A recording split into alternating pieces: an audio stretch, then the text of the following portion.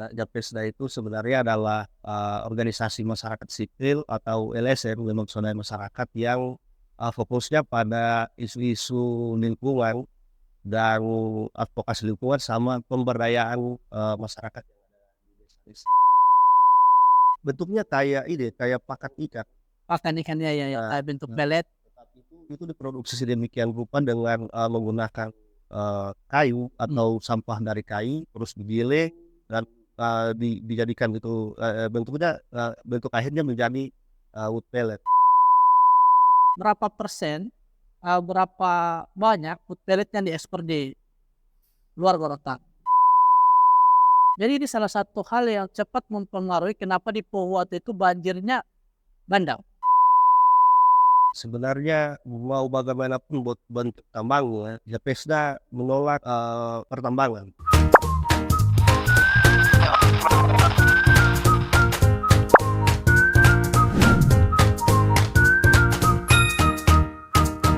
Hai, bertemu lagi dengan saya Andi Arifudin dalam Cover Story. Podcast ini membahas berbagai hal yang lagi tren, termasuk kisah-kisah inspiratif yang ada di sekitar kita. Akhir-akhir ini saya sering mendapatkan postingan FYP di TikTok itu terkait dengan lingkungan. Nah, hari ini saya sudah mencoba mengundang sahabat saya dari jaringan advokasi pengelolaan sumber daya alam atau Japesda, Bang Renal Pusat. Kalau Bang, Apa kabar, Bang? sehat. Alhamdulillah. Jadi Bang, kita bicara soal lingkungan Gorontalo dulu ini, karena beberapa hari ini ketika cuaca ekstrim di Gorontalo itu cepat sekali ada banjir, longsor, hutan pohon tumbang dan sebagainya. Itu dari Abang sendiri sebelum saya jauh membahas itu, Japesda itu apa sih, Bang? Nah, Japesda itu sebenarnya adalah organisasi masyarakat sipil atau LSM, lembaga swadaya masyarakat yang fokusnya pada isu-isu lingkungan dan advokasi lingkungan sama pemberdayaan masyarakat yang ada di desa-desa. Oh, oke. Itu jaringannya se-Indonesia atau hanya di Gorontalo saja, Bang? Hanya di Gorontalo. Jadi, Ya, jadi ceritanya di Gorontalo sebelum provinsi Gorontalo terbentuk, nah ada beberapa kelompok pemuda di mana itu Mapala-Mapala, terus ada komunitas pecinta alam dan beberapa organisasi masyarakat sipil dan aktivis lingkungan ini, yang prihatin dengan kondisi lingkungan Gorontalo saat ini. ya, Nah, di tahun itu ada banyak sekali konsesi HPH, penguasaan hutan, iya. yang dalam praktiknya mereka melakukan illegal logging, penebangan pohon dan itu dijual di beberapa tempat. Nah, dampaknya itu di beberapa wilayah misalnya Kabupaten Gorontalo Utara dan Kabupaten Gorontalo itu terdapat banjir yang sangat besar. Nah, karena berdasarkan keprihatinan itu Ya. komunitas-komunitas tadi itu membentuk lembaga yang namanya Jaringan Advokasi Pengelolaan Sumber Daya Alam. Oke, nah itu sejarah singkat tentang Japesda di Gorontalo. Nah, yang tadi Bang, kenapa sih Gorontalo itu cepat sekali ketika ada hujan sedikit saja longsor, banjir? Dari riset, ini Japesda juga buat riset untuk ini. Nah, sebenarnya kemarin Japesda merupakan salah satu organisasi di Gorontalo yang menginisiasi pembentukan Wahana Lingkungan Hidup Gorontalo di Wahana Lingkungan Hidup di Gorontalo. Iya. Nah, Japesda dan beberapa organisasi lain yang sebut saja Walhi, Iya. karena mereka melakukan beberapa riset dan ternyata di Gorontalo itu kondisi hutannya itu sudah sangat memprihatinkan. Nah, hutannya berdasarkan catatan KLHK memang luas, Iya. tapi kalau kita melihat fungsinya di beberapa tempat itu sudah tidak memiliki fungsi hutan karena sudah tidak ada pohon di sana. Oke. Karena apa ya, karena pohon-pohonnya itu sudah beralih fungsi menjadi lahan jagung, Iya. terus menjadi perkebunan sawit dan pertambangan bahkan HTI. Hati. Nah, berdasarkan itu juga kalau misalnya di hutan itu masih sesuai fungsinya, pasti dia masih dapat menyerap air, Iya. Iya. terus masih dapat mengikat tanah. Iya. Tetapi karena fungsinya sudah tidak seperti hutan lagi dan hutan tersebut sudah digantikan dengan tanaman berkultur misalnya jagung tadi dan jagung. Nah, maka apa ya, ini sedimentasi kalau misalnya hujan, sedimentasi akan sangat Bergeser sangat akan sangat gampang turun ke bawah tentuannya. dan dampaknya sungai-sungai akan Bukan menjadi masuk sedimen-sedimen itu di sungai-sungai itu. iya Iya, akan dangkalnya. terus dan beberapa sungai bahkan mati. Kalau misalnya intensitas hujannya cukup deras maka dampaknya tentu saja banjir. Ya, yang saya baca juga kemarin ada riset dari teman-teman Polres FPI, itu Gorontalo itu salah satu daerah yang deforestasi hutannya itu sangat tinggi. Oh, deforestasi hutan. Ya, deforestasi hutannya itu sangat tinggi. Nah, kira-kira dari teman-teman Jaspesda sendiri melihat itu? Ya, tentu betul sekali. Nah, kita kalau melihat berdasarkan data di deforestasi hutan di 2014 sampai tahun 2024 dari tahun 2014 sampai tahun 2019 itu deforestasi tertinggi ada di tahun 2015 di mana Provinsi Gorontalo kehilangan sekitar 14.821 hektar kawasan hutan atau tutupan pohon yang hilang di Provinsi Gorontalo saat itu. Nah, kalau melihat trennya yang paling banyak itu ada di Kabupaten Pohuwato.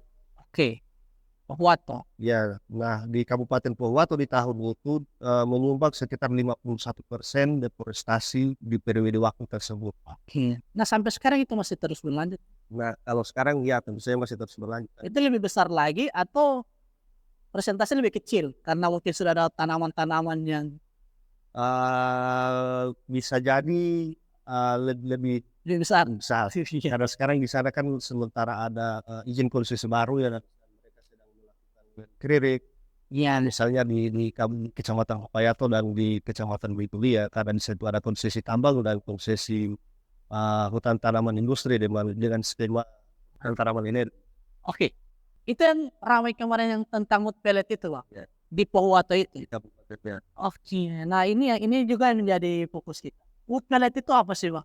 Nah, sebenarnya wood pellet itu kita kalau bentuknya kayak pakan ikan.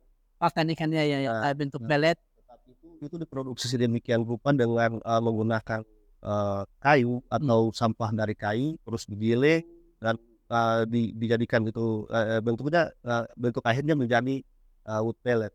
Nah, itu untuk pakan ikan atau apa, Bang? Nah, menurut ini apa ya? Ya, tidak apa-apa. Kita santai saja. Ini kan Nah, kalau wood pellet itu dia sebenarnya untuk bahan pengganti batu bara, energi fosil batu bara. oke, tunggu. Selama ini pemahaman masyarakat wood pellet ini sebagai salah satu pakan ternak atau pakan untuk ikan, sehingga ketika diekspor keluar itu masyarakat juga agak senang karena mungkin pakan ikan sekarang sudah bisa diganti melalui pohon tadi. Sebenarnya itu yang perlu diluruskan. Iya. Dan penting ada satu ahli yang membicarakan itu. Dan karena pada dasarnya tidak ada protein atau gizi yang terdapat pada kayu, lagi yang dijadikan pellet. Dan itu teksturnya sangat keras. Dan kalau misalnya itu dikonsumsi, dia tidak akan terurai, tidak akan menjadi lunak kalau misalnya terendam di air. Tidak mungkin ikan akan memakan itu. Nah, kami melihat bahwa wood pellet bukan kami lihat sih. Sorry Bang. Nah, di Indonesia mereka sedang menerapkan transisi energi. Transisi. Nah, di mana transisi energi tersebut Indonesia sedang melakukan pengurangan emisi gas rumah kaca dan untuk menangani perubahan iklim di Indonesia. Nah, dalam prosesnya untuk mencapai itu mereka menekan penggunaan bahan bakar fosil. Nah, maka lahirnya wood pellet untuk menggantikan beberapa bahan bakar fosil, misalnya batu bara. Nah, tetapi bahan bakar fosil tidak sepenuhnya mereka tinggalkan untuk menghidupkan mesin pembangkit listrik tenaga uap (PLTU). Nah, mereka menggunakan 50% batu bara dan 50% wood pellet. Ini. Nah, jadi sebenarnya wood pellet ini adalah bahan bakar dari pengganti batu bara tadi. Mengganti batu bara ya. Jadi biasanya mereka menggunakan batu bara untuk sebagai bahan bakar. Sekarang sudah menggunakan pellet ini atau wood pellet ini sebagai tambahan untuk pengganti bahan bakar Ya, pembangkit listrik tadi. pembangkit listrik. Nah, di Gorontalo ini katanya ekspornya paling tinggi. Nah, betul. Boleh saya bahas untuk Iya, data itu? silakan contoh Pak. Karena kita bicara data jangan sampai orang mengira ini cuman rekayasa atau misalnya cari-cari hal-hal yang berkaitan dengan lingkungan di Gorontalo. Padahal kan Betul. memang datanya wood pellet di Gorontalo itu ekspornya. Ya, di ekspor yang cukup besar saat ini. Jadi berapa persen, berapa banyak wood pellet yang diekspor di luar Gorontalo? Nah, di Indonesia ekspor wood pellet itu disumbang paling banyak oleh Provinsi Gorontalo. Oke. Nah, di pasar global Provinsi Gorontalo itu mampu memenuhi 71% kebutuhan pasar di pasar global. Pasar global ini artinya seluruh dunia. Nah, ini ada beberapa negara, misalnya Jepang. dan Korea Selatan. Iya. Untuk Gorontalo sendiri itu memenuhi permintaan pasar di Jepang dan Korea Selatan. Nah, untuk tahun 2024 Iya. itu Gorontalo mengirim sekitar sebanyak 10.545.800 kilogram, sekitar 10 ton ya. Lebih mungkin. Ya, Mungkin lebih. ya 10.000 ya. Iya. 10 juta. 10 juta ya. Artinya itu diambil dari hutan Gorontalo. Nah, sayangnya iya. Padahal Gorontalo, hutan Gorontalo ini sangat sempit. Iya. Tapi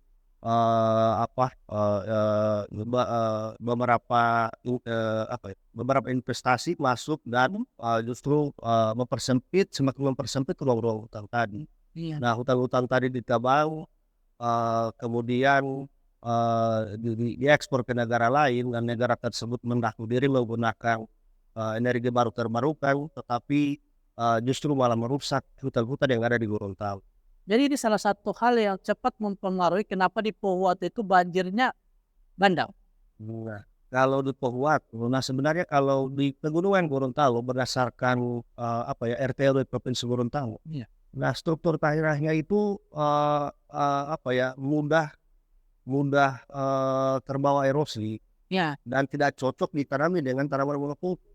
Nah, kalau misalnya hutan itu terus ditebang, terus digantikan dengan tanaman monokultur, Iya. dan tanaman monokultur itu ditebang lagi untuk memproduksi wood pellet dan ditanam lagi, itu dilakukan terus-menerus, maka struktur tanahnya akan mudah longsor, akan mudah erosi, dan bisa jadi akan longsor pada beberapa tahun ke depan, dan akan berdampak pada banjir di desa sekitar. Terus selain banjir ya mungkin akan longsor. Oke sih. Nah, ini kan untuk menanam satu pohon ini kan butuh waktu bertahun-tahun. Iya.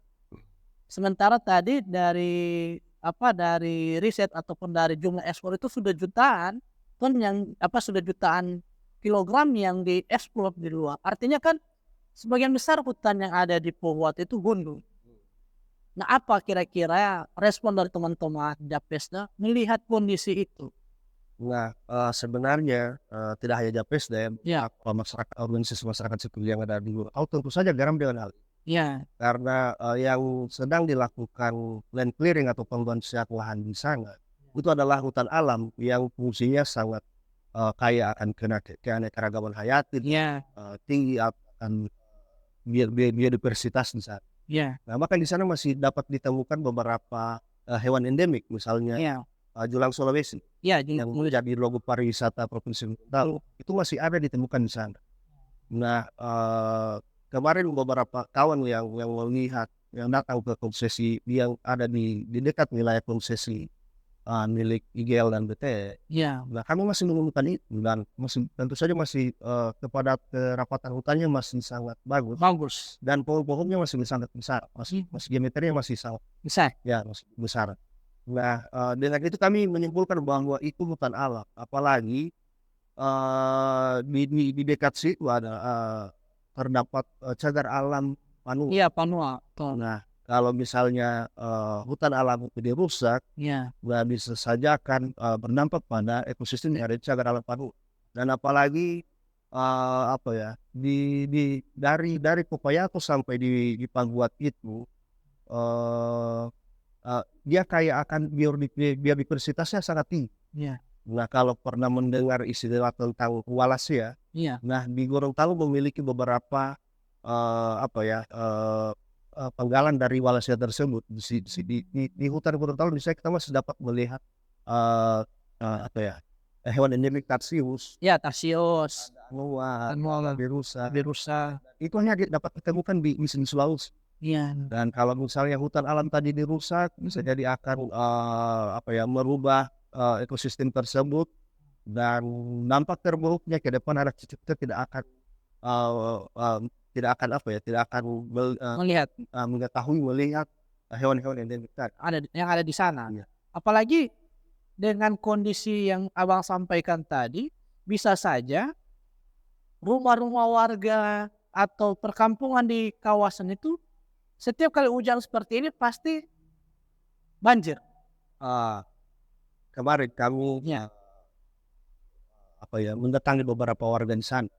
Nah, perusahaan yang ada di Kupayat itu dia, kami apa ya, memetakan akan ada 8 desa terdampak dari konsesi, perusahaan tadi. iya, Nah, dan kami, mendatangi salah satu desa, melakukan wawancara dengan masyarakat yang ada di sana. Nah, belakangan mereka, mulai merasakan banjir eee, semenjak apa ya, semenjak, perusahaan, melakukan land clearing di sana. Nah, tetapi kami belum bisa memastikan apakah banjir yang mereka terima tersebut datang, memang, betul berakibat dari, bukaan hutan yang ada di sana atau dari, eee kebun jagung yang juga, masuk di sana. iya, iya, Tetapi dapat dipastikan bahwa, karena, hutan alam di sana, merupakan, eee daerah tangkapan air berdasarkan RT/RW provinsi Gorontalo, maka dan kalau itu dirusak, iya. ke depannya bisa jadi akan ada dampak, Lanjut banjir Kak. yang di sana. Dan itu diperkirakan hutan di Pohuwatu itu akan habis. Bisa jadi. Saja. Nah, apalagi di 2000 berapa ya, kemarau panjang, Ya, 19 kalau nggak salah. Nah, di wilayah-wilayah tadi itu kalau misalnya, mereka sangat terdampak dengan kemarau yang di 2019. air yang susah Nah, mereka kesusahan air, tetapi di musim hujan mereka bahkan kelebihan air yang berbentuk banjir. banjir, betul. Nah, itu bicara soal, apa, industri di sana, industri apa namanya, yang Abang bilang tadi untuk wood pellet. Nah, bagaimana dengan tambang di sana? Sana kan selain ada tambang masyarakat, ada tambang perusahaan, ada juga tambang-tambang ilegal yang memang pengelolaannya itu sudah lebih wow dibandingkan dengan tambang rakyat di sana. Kira-kira bagaimana Japesda melihat itu? Nah, sebenarnya mau bagaimanapun bentuk tambangnya, Japesda menolak, eee, pertambangan. Karena menurut penilaian kami, pertambangan itu dia bukan usaha yang berkelanjutan. Iya, Karena ada banyak penelitian yang bisa kita baca, kalau, usaha pertambangan itu hanya akan putus di 3 generasi saja. iya, Jadi kalau misalnya saya, anak, cucu saya, nah, oke. potensi emasnya akan habis, cadangan emasnya akan habis di situ. Iya, Nah, setelah itu apa? Nah, pasti akan, tanah-tanah di sana akan susah dikelola lagi. iya, Butuh pemulihan yang sangat panjang, untuk, memulihkan tanah yang ada di sana dan berdasarkan itu kami menolak, bentuk pertambangan apapun. yang ada di sana. Yang berarti Ya. Pohuwatu ini kayak semacam tempat yang sangat strategis untuk menggait investor-investor baik dari tadi dari hutannya, tambangnya. Iya, betul. Uluwatu sekarang lagi sedang menjadi kabupaten, apa ya, kabupaten dengan magnet investor sekarang, karena di sana masih ada kawasan hutan, masih ada, beberapa tambang emas yang belum dimasuki oleh investor dan masih dikelola oleh Masyarakat. rakyat, dan bisa jadi ke depan tambang-tambang itu akan direbut oleh investor. Iya, iya, iya. Jadi semakin semakin apa ya, semakin kecil kemungkinan dari teman-teman baik dari Japesda, Walhi, teman-teman aktivis lingkungan untuk mengontrol kondisi di sana. Nah, sebenarnya di beberapa tempat kami sedang menguatkan keterikatan masyarakat dengan lingkungan. Iya. Misalnya di Tursi aja kami Japesda menginisiasi ekonomi yang lebih berkelanjutan di sana. Misalnya bagaimana masyarakat harus menjaga mangrove agar mereka mendapatkan hasilnya. Iya. Konkretnya kami misalnya melakukan pembuatan usaha kerupuk dari buah mangrove. Iya. Nah, kalau misalnya mangrove tidak ditanam, buahnya tidak akan didapat dan tidak akan ada kerupuk. Nah, kami sedang mencoba membentuk keterikatan antara masyarakat dengan lingkungan di beberapa tempat.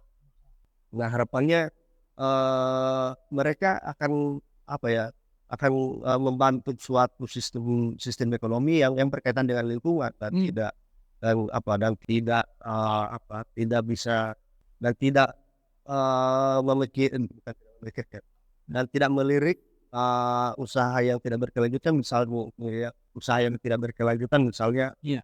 pertambangan emas atau tanaman monokultur seperti jagung dan sebagainya. Nah, selain itu di Japesta juga melakukan kegiatan keterikatan masyarakat dengan lingkungannya di Desa Ilomata yang ada yang salah satu desa penyangga Taman Nasional Bunga Olah. Tabon. Iya. Nah, di sana Japesta sedang merubah pola tanam masyarakat dari jagung ke pola pertanian yang berkelanjutan, misalnya Iya.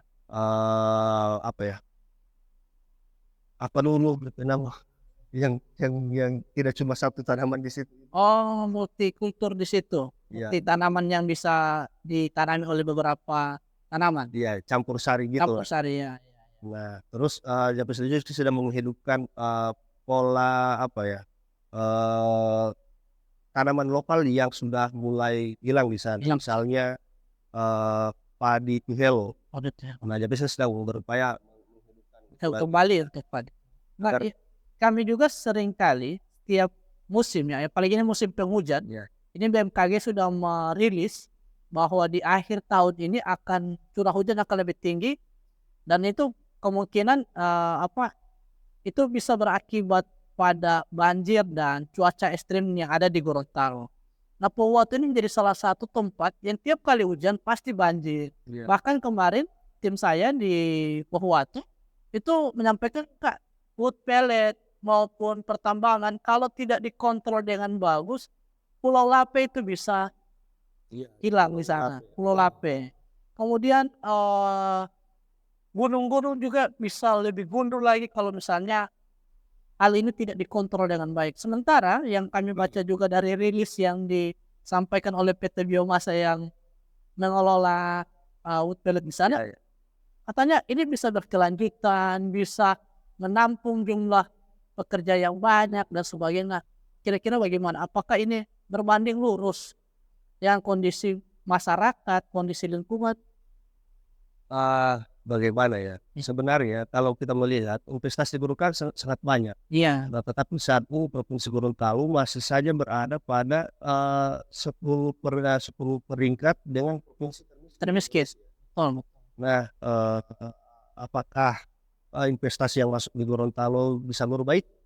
Saja itu bukan jawabannya. iya. Ada banyak alternatif lain sebenarnya untuk agar masyarakat sebenarnya berdaulat. Nah, misalnya dengan memberikan pemerataan penguasaan tanah kepada masyarakat. Masyarakat. Karena berdasarkan catatan kami, ketimpangan penguasaan tanah di Gorontalo itu sebenarnya sangat sangat besar. Iya. Hanya sebagian besar orang yang menguasai banyak tanah dan hanya sebagian kecil orang yang menguasai banyak tanah. Iya. Sebagian besarnya menguasai sebagian kecil tanah. Nah, karena ketidakadilan penguasaan tanah tadi, itu bisa memicu produktivitas yang seimbang, dan tentu saja dampaknya akan berdampak pada ekonomi yang ada di Provinsi Gorontalo. Dan solusinya tentu saja bukan pada pemberian lahan konsesi kepada perusahaan-perusahaan tadi.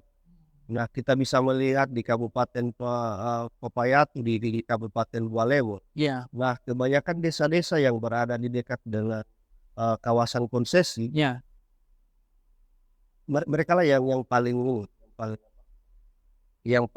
ekonominya di bawah. ya di bawah. Oke. Ini juga kan kalau misalnya tanaman-tanaman untuk energi terbarukan tadi itu kan izinnya pasti sudah diberikan cepat untuk diproses dan Iya. Kalau kami melihat sebenarnya Undang-Undang Cilaka, ya, Cipta Lapangan Kerja atau silakan. ya UCK. Iya, Nah, sebenarnya proses investasi itu sangat mudah masuk di suatu daerah melalui pengesahan undang-undang itu. Bahkan sekarang untuk mengurus perizinannya bisa dilakukan melalui handphone saja. iya, Nah, dan sebenarnya itu bisa dibatasi kalau misalnya pemerintah daerah mau melakukan verifikasi lapangan. Nah, pemerintah harusnya mengecek apakah perizinan atau usulan izin lingkungan yang dimasukkan oleh perusahaan tadi betul atau tidak. iya, Nah, pemerintah harus turun langsung memastikan kebenaran itu. Nah, kalau misalnya itu tidak dilakukan, maka bisa jadi akan ada manipulasi administrasi yang ada di situ. ya yang dilakukan untuk membuat perizinan. Pekerjaan. Nah, masyarakat sendiri mungkin senang juga ada tambak di sana, ada outlet di sana. Katanya perekonomian mereka meningkat. Buktinya di lapangan, abang melihat bahwa di sana meningkat. Nah, masyarakat yang mana dulu kalau misalnya bilang mereka senang, buktinya Ya, di Kabupaten Pohuat karena ada masuknya perusahaan tambang di sana, bahkan ada demo besar-besaran dan mengakibatkan kantor bupati iya. terbakar. Bakar. Nah, sementara di Kecamatan Popayat sedang digembor-gemborkan oleh kebanyakan perusahaan di sana, bahwa masyarakat di sana sebenarnya sedang berdaya. Mereka memberdayakan masyarakat di sana dengan menggunakan mencacah kayu. Iya. Itu namun kamu skeptis penggunaan tenaga manusia tersebut akan bertahan sampai berapa lama. Oke. Nah, sementara mereka memiliki pabrik di sana Iya. dan pekerjanya mungkin kita bisa cek ada berapa pekerja lokal yang terserap dan ada berapa yang dari desa terdekat di wilayah konsesi. Bisa saja ketika konsesi ini hutan-hutan di sana sudah gundul ya mereka sudah selesai untuk target mereka. Nah, bisa jadi karena kami menilai bahwa penyerapan tenaga kerja itu tentu tidak akan merata. Hanya orang-orang dengan ijazah tertentu saja yang bisa masuk di sana, dan sementara orang yang tidak memiliki ijazah bisa jadi dia akan menjadi buruh yang paling rendah dengan gaji yang paling rendah pula. Iya. Nah, berdasarkan itu kami menilai tidak ada tidak mungkin terwujud penyerapan tenaga kerja untuk desa-desa sekitar, sementara mereka kehilangan wilayah kelola mereka, Iya. ada mereka kehilangan ketergantungan atas hutan, tetapi bisa jadi mereka juga yang tidak diberdayakan oleh perusahaan. Teman-teman Japesda pasti sering kali mendapat berbagai tekanan, ancaman ketika mau bergerak untuk melakukan edukasi, melakukan pemberdayaan terhadap masyarakat. Apakah itu pernah terjadi untuk? Sebenarnya beberapa kali pernah terjadi. Itu di alat saya sendiri. Iya. Tekanan seperti apa yang pernah dilakukan, yang pernah didapati oleh? Yang paling shock, kita akan didatangi oleh orang dari perusahaan dan dia akan memberikan segempok envelope. Oke. Isinya mungkin uang, tetapi Iya. karena saya tidak pernah menerima itu, saya tidak tahu isinya apa. Iya. Nah, beberapa kali itu sering pernah datang ke saya. Iya. Dan yang paling beratnya, Iya. kantor Japesda bahkan pernah didatangi. Kami memberitakan aktivitas oknum tersebut dia melakukan rehabilitasi tambak Tambak atau tambak? tambak. Tambak ya. Oke. Jadi selain wood pellet, tambak juga ada di sini. Ya, sebenarnya permasalahan lingkungan Gorontalo ini sangat sangat luas, Iya. sangat banyak sebenarnya, tidak hanya terfokus di satu tempat. Hmm. Dan kita bisa melihat kalau dampak dari kerusakan mangrove tentu saja akan ada erosi abrasi. Rasa abrasi. Kalau dampak dari kerusakan hutan misalnya banjir dan longsor, Iya. dan tentu saja pencemaran air sumur. Iya. Gorontalo sedang darurat darurat bencana ekologis kan mulai seperti itu. Dan kalau misalnya pemerintah masih menggembor-gemborkan investasi agar masuk di Gorontalo, tentu Iya. saja bencana ekologis ke depan tidak dapat kita hindari. Kita bisa melihat kalau bencana banjir yang melanda 3 kabupaten di Gorontalo kemarin, Iya. Termasuk kota Gorontalo parah sekali kemarin banjirnya. bisa jadi akan terjadi di beberapa tahun lagi. Kalau misalnya penebangan hutan tidak dihentikan, Iya. pemerintah masih masih gencar melepas kawasan hutan atau melakukan perubahan kawasan hutan, tidak menutup kemungkinan bencana ekologis yang menimpa 3 kabupaten kemarin akan terjadi beberapa tahun lagi. Kemarin saja di Bone Bolango, khususnya di Kabila Bone, hujan hanya berapa jam itu airnya sangat deras. Nah, itu contoh kecil. Misalnya kalau misalnya pemerintah masih memaksakan perubahan kawasan hutan, apalagi perubahan fungsi Sultan. lingkungan. Ya. Nah, ya yang tadi itu tidak dapat dihindari. Ya, yang jadi korban juga masyarakat. Ya, itu yang tidak dihitung oleh pemerintah. Pemerintah hanya melihat berapa keuntungan yang didapatkan dari investasi, tetapi tidak melihat berapa kerugian yang dia lakukan masyarakat. Nah, jangan sampai masyarakat akan bergerak untuk menolak konsesi-konsesi tadi. Nah, seharusnya begitu. Ya. Masyarakat kita sebagai warga Gorontalo seharusnya mampu menjaga wilayah kita, mampu menjaga tanah-tanah yang ada di sekitar kita, mampu menjaga lingkungan agar tidak dirubah fungsinya, agar kita masih tetap bisa hidup dari itu. Nah, sebaiknya begitu. Dan harapannya masyarakat Gorontalo ke depan akan lebih skeptis dengan pola-pola investasi yang akan masuk di sekitar wilayah. Tapi menjadi masalah juga ketika mereka menolak atau melarang atau mematok bahwa ini tanah atau lahan milik warga, itu bisa dilaporkan oleh perusahaan loh. Dan itu terjadi beberapa aktivis lingkungan masuk penjara gara-gara menolak. Betul. Sebenarnya dalam melakukan gerakan-gerakan mempertahankan tanah wilayah kelola kita sebenarnya tidak cukup hanya dilakukan sendiri. Iya. Maksudnya tidak cukup hanya dilakukan Japres. Iya. Kita harus melibatkan masyarakat di situ, bergandeng tangan, bersatu dan bersama-sama untuk melakukan proses itu. Tidak bisa hanya dilakukan oleh satu desa, dilakukan oleh satu kecamatan, tetapi harus bergandeng tangan dan melibatkan semua elemen. Nah, terakhir Bang, semisalnya apa yang telah dilakukan oleh teman-teman aktivis lingkungan, masyarakat juga yang berada, dampak yang mereka rasakan sendiri, itu tidak didengar oleh pemerintah. Kira-kira apa yang mau dibuat? Ini kan kita lihat bahwa seakan-akan ya pemerintah dengar, terima, kemudian sudah lewat begitu saja. Nah, beruntung jadi di Indonesia kan sedang menerapkan demokratisasi sistem negara demokrasi. Dan dengan sistem itu harusnya pemerintah tidak bisa tutup telinga dengan aduan-aduan masyarakat dan lebih banyak melibatkan masyarakat dalam misalnya perubahan RT RW. Di perubahan RT RW Provinsi Gorontalo kemarin saja pemerintah kurang melibatkan masyarakat atau organisasi masyarakat sipil dalam perubahan tersebut.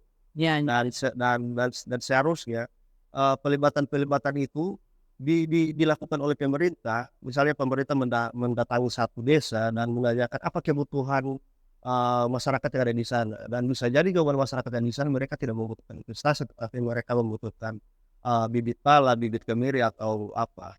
Dan apalagi di Gorontalo pemerintah sedang memaksakan tanaman jamu dan bisa jadi masyarakat di sana tidak membutuhkan itu karena masyarakat menanam jagung tetapi masih membeli beras, membeli cabai, tomat, bawang dan lain-lain. Dan sebenarnya kalau kita melihat itu apa keuntungan kita dari menanam jagung sementara kita hanya memakan beras, hanya memakan ikan dan para tadi. Iya. Nah, pelibatan-pelibatan yang saya maksud tadi, pelibatan masyarakat yang saya maksud tadi, eee, pemerintah tidak bisa hanya melakukan, menentukan kebijakan hanya lewat meja saja, tetapi itu perlu dilakukan dari tingkat tapak, misalnya dari dusun, desa, bahkan, Iya. kecamatan. Jangan membuat suatu kebijakan yang dapat berdampak ke banyak orang hanya di balik meja saja. Baik, oke. Itu teman-teman, jadi apa yang disampaikan oleh Kak Renald ini sangat bagus sekali untuk masyarakat bisa lebih peka terhadap kondisi lingkungannya. Bang, terima kasih banyak Yes, sudah mau hadir di Culture Story. Kapan-kapan, iya, kapan-kapan kita diskusi lagi karena memang masalah lingkungan ini tidak bisa dikerjakan oleh Japesda sendiri. Ya, Nah, kami juga sekarang melihat bahwa teman-teman aktivis lingkungan termasuk Japesda di dalamnya sedang giat-giatnya untuk kampanye untuk bagaimana lingkungan di Gorontalo ini dapat dijaga. Mudah-mudahan ini bisa didengar oleh para pengambil kebijakan dan bisa menjadi salah satu materi kampanye oleh kepala daerah yang sekarang sementara bergulir betul. untuk bagaimana mereka menyikapi keluhan-keluhan masyarakat khususnya yang berada di daerah-daerah pertambangan tadi. Terima kasih banyak. Kita bertemu di edisi berikutnya.